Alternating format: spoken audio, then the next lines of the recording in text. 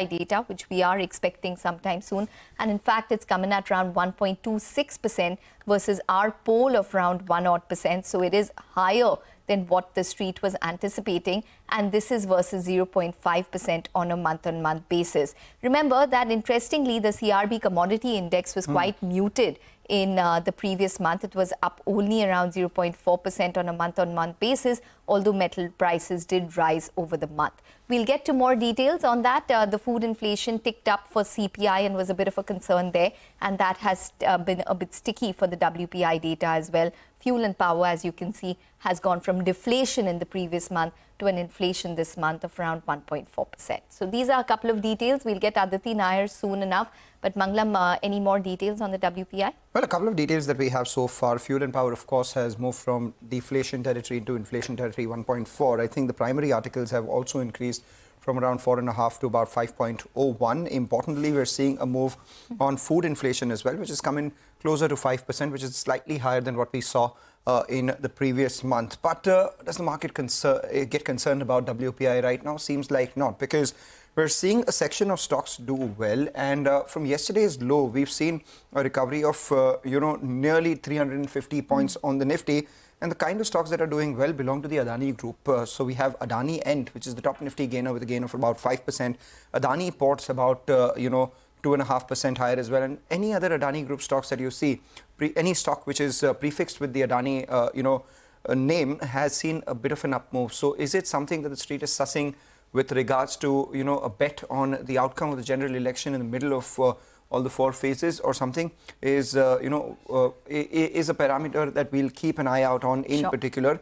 And the mid-cap index now up almost 0.6%, more stocks advancing, telling you that the fear may be out of the way. I'll just watch out for the India VIX, whether it declines from here or not. Yes, absolutely. It's been a stupendous rise for the India VIX. So let's see where that goes from here on.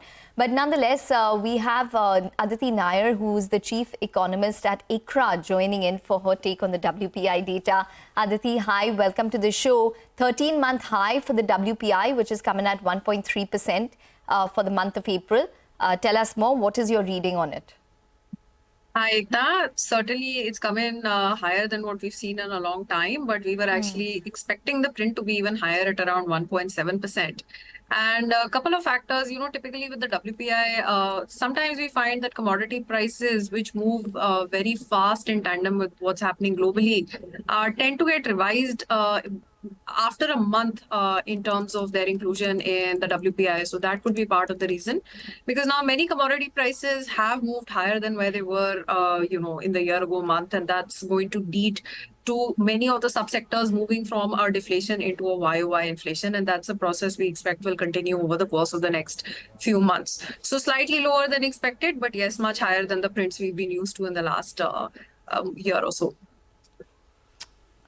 Right, Aditi, just hold on to that thought. Those are visuals coming in from the DM office, where Prime Minister Narendra Modi is filing his nomination papers in Varanasi. Remember, earlier in the day, he did go to the Kal Bhairav temple, and what we know is the four proposers of Prime Minister Narendra Modi are also there: Pandit Ganeshwar Shastri, Baijnath Patel, Lalchand Kushwaha, and Sanjay Sonkar, the four proposers of Prime Minister Modi for his Lok Sabha nomination. There was a roadshow earlier. Thereafter, he went to the temple, and now you see him filing his papers for nomination in the Lok Sabha elections at the DM office in Varanasi.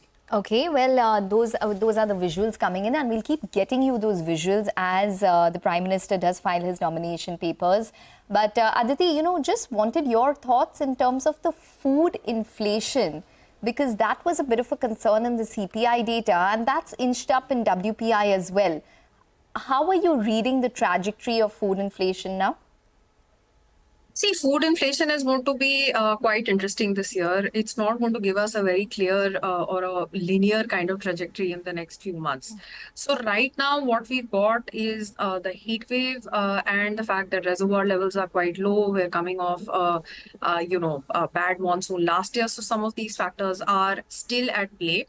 And in any case, in the summer months, vegetable and other perishable prices start rising up very rapidly. So we're in the process of that, exacerbated by the heat wave in parts of the country. Now, we've also got strange base effects, which are there in one direction for some months, another direction for other months. And that is also going to have an impact on the monthly numbers over the next 1 to 2 quarters. Other than that, we are hoping that the monsoon will indeed, be well distributed and a normal magnitude. And that is something which will then have an impact on the food inflation readings from, let's say, August, September onwards, once all of these other immediate factors are out of the way. Well, out of curiosity, Aditi, in your model for what the RBI is likely to do, how much weightage do you ascribe to the Indian inflation and how much right now to what's happening in the US? Because a lot of our action is also determined by what the US Fed does, and seems like maybe for now, rate cuts are at least for the next couple of meetings off the table for the US Fed. See, even if we ignore what happens with the US Fed, rate cuts are off the table in the Indian context as well for the next couple of meetings. Because June, I mean, really, we have no reason to believe that the MPC will vote for a rate cut. I mean, a majority of the MPC will vote for a rate cut as soon as next month. And even by the August policy, we will only have additional clarity on how the monsoon has, how the onset has been and how it's progressed in the first half of the monsoon season. So a fair amount of uncertainty, at least on this account, will be out of the way. Although, of course, the second half of the monsoon season also ends up being really important because while the crops are growing, so it's not just the sowing which is concentrated in July and the first half of August, but even during the gestation period, very low or very high rainfall can have an impact on the crop yields. But yes, at least we'll know for the first half of the monsoon season how things have turned out by the time the MPC meets in August. So at best, we were expecting that there could be a stance change at that time. By the June meeting, we'll also know how the GDP data was for Q4. By the middle of August, we'll have some more indication of how growth is turning out for the second quarter. So if everything goes well, in any case, the best case scenario would be a stance change in August and a rate cut in October. But if there is an indication that the Fed may stay on hold for longer than that, then perhaps things could get delayed by a policy each. So a stance change, not in August, but in October, and a rate cut not in October, but in December. Okay. Well, Aditi, I just wanted to point out that we're still waiting for the core WPI to come through, and that's probably expected to still remain in contraction or deflation. But Aditi, what did the core CPI tell you when it comes to demand? Because that came in at the lowest level that we've seen in the entire series, at around 3.2% or odd. What does that tell you about demand, and what would that probably tell you in terms of a takeaway for the WPI as well? So typically, the way that we're looking at all of the different sources of data about demand, I think the first thing is that demand is extremely uneven. It's probably a little bit stronger in urban areas than in rural areas, although the recent commentary we've gotten from the FMCG companies for the rural areas has turned a bit more encouraging. So that's a good sign. For the rural areas, for demand to come back more strongly, I think we'll have to wait until the monsoon is out of the way. And if it's favorable and well distributed on all the other things that I was just talking about, and we have a good crop season ahead of us, then we are hopeful that rural demand will become more strong by the end of Q2 going into Q3. So basically in time for the festive season. On the urban side, the sense we have is that our demand is, again, within urban, extremely uneven. We have pockets of high demand coming in from the higher income households where there's a wealth effect which is at play as well. And also from the new entrants into the workforce, we do find the demand is quite healthy. But it seems to be the middle part of the urban household segment where inflation and things like rentals seem to be much more of a concern. And it's not just inflation measured or thought of in terms of what prices were last year versus this year, which is a typical kind of YOY growth we look at.